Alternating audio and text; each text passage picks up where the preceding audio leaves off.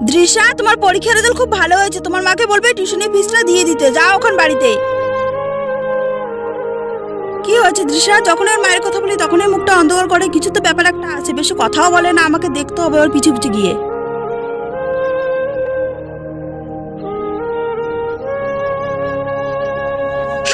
শোনা, আসো এদিকে, আসো এদিকে, আসো না।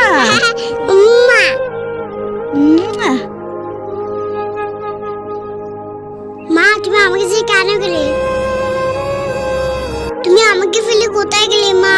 কেউ বুঝে না, আমার অনেক কষ্ট হয়। ফিরে আসো না মা আমার কাছে। ওর মা নেই, সেই জন্য ও এত কষ্ট পায়, ওই জন্য ও বেশি কথাও বলে না। আর আমি সবসময় মায়ের কথা বলি, আমার ভুল হয়ে গেছে। দৃশা, আমি সব দেখেছি, তোমার মা নেই বলে তুমি এত কষ্ট পাও। হ্যাঁ, তুমি কষ্ট পেও না, ভগবান সব ঠিক করে দেবে। তোমাকে আর টিউশনি ফিস দিতে হবে না। মা না থাকলে যে কতটা কষ্ট হয়, যার মা নেই সেই একমাত্র বুঝতে